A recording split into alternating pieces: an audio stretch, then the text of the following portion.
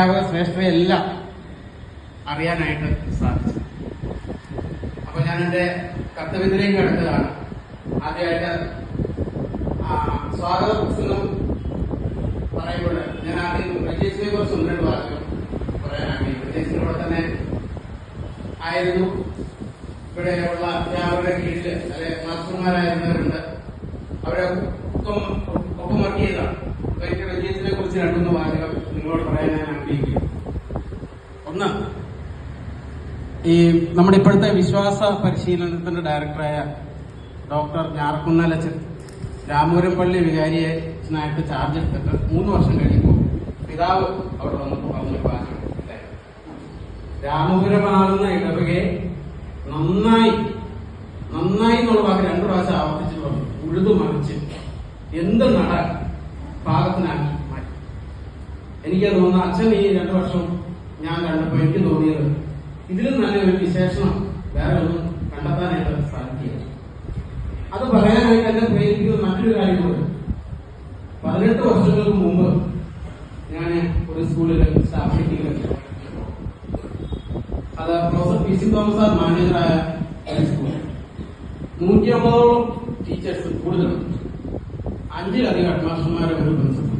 അത്രയും പേര് വരുമ്പോൾ സ്വാഭാവികമായും ടീച്ചർമാരെ ഹെഡ്മാസ്റ്റർമാരെ പ്രിൻസിപ്പൽ തമ്മിലുള്ള ആശയ സംഘർഷങ്ങളൊക്കെ ഉണ്ടാവും.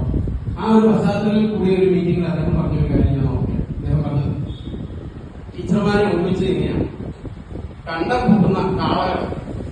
പണ്ടത്തെ കാലത്ത് കാള കൂട്ടുന്നത് വരിയായി ഒരു ജോഡിയല്ല, 3-4 ജോഡി കാളകൾ ഇങ്ങനെ കുറെ.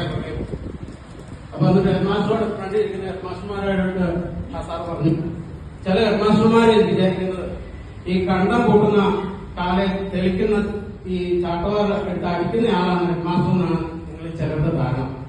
അതല്ല, ഹെഡ്മാസ്റ്റർ എന്ന് പറഞ്ഞാൽ ഏറ്റവും ഫ്രണ്ടിൽ പോകുന്ന കരുത്തനായ ആ കാളയാണ്. അതിന്റെ ഇപ്പുറത്തെ വശത്ത് ആ മുഖം വയ്ക്കാൻ ഞാനും ഉണ്ടാവും. അപ്പൊ നിങ്ങൾ പുറകെ വന്ന കാളകളിൽ ചിലത് നിങ്ങളോട് സണ്ട കൂടുന്നവരുണ്ടാവും, നിങ്ങളോട് പറഞ്ഞ കേൾക്കാത്തവരുണ്ട്, അലസന്മാരുണ്ട്, ഒന്നും ചെയ്യാത്തവരുണ്ട്. ഇവരൊക്കെ ഉള്ളപ്പോഴും തന്റെ കർത്തവ്യം നിർവഹിച്ചുകൊണ്ട് മുന്നോട്ട് പോകുന്നവനാണ് യഥാർത്ഥ ഹെഡ്മാസ്റ്റർ എന്ന് പറഞ്ഞു.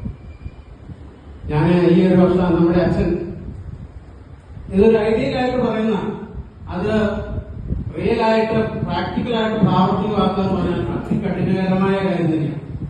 ആ അതികഠിനകരമായ കാര്യമാണ് അച്ഛൻ ഈ സ്കൂളിലായിരിക്കണം നമ്മുടെ പ്രൊഫഷണൽ വളരണമെന്ന് തോന്നുന്നു. കാരണം ഇവര് ജോസഫ് സാറിന്റെ കൂടെ സാറിന്റെ ഹെഡ്മാസ്റ്ററായിട്ട് അവസാന വന്നപ്പോൾ ഞാനിവിടെ ഉണ്ടായിരുന്നു.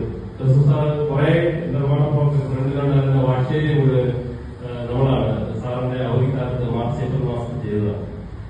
സ്കൂളിലോ അച്ഛൻ വന്നു തൊട്ട് ഇവിടെ എല്ലാം ഓർഡറിലാക്കണം. ഇനി ഇവിടെ ഏതെങ്കിലും ഓർഡർ ആക്കാൻ ബാക്കിയുണ്ടോ എന്ന് എനിക്ക് സംശയമാണ്. ഓർഡർ ആക്കാൻ സാധിക്കുന്നത് മുഴുവൻ അതിന്റെ ഫലമായിട്ട് നമ്മുടെ സൊസൈറ്റി സെക്രട്ടറിമാര് സൊസൈറ്റി ഒന്ന് പോയി കാണുകയാണെങ്കിൽ സാധിക്കും. അതെല്ലാം പെയിന്റ് അടിച്ച് അതിലെ കബോർഡുകളൊക്കെ പെയിന്റ് അടിച്ച് എല്ലാം വൃത്തിയായി. അതിന്റെ ഫലം നമുക്കും ഈ സൊസൈറ്റിക്കും കിട്ടിയെന്നുള്ളതാണ്. അത് നന്ദിയോടെ ഓർക്കണം. അതുപോലെ തന്നെ മറ്റൊരു കാര്യം കൂടെ ശ്രദ്ധിക്കുക. നമുക്കിപ്പോ ഇവിടെ സെന്റ് തോമസിൽ ഇപ്പോൾ ടീച്ചർമാരായി കൂടുതൽ, ഞാനെല്ലാം ജെൻസാണ്. അപ്പം ബഹുഭൂരിപക്ഷം സ്ത്രീകളെ അറിയാം ഒരു വീട് എങ്ങനെ വൃത്തിയായി സൂക്ഷിക്കാൻ അതിന്റെ പിന്നിലുള്ള പെയിൻ എത്രത്തോളം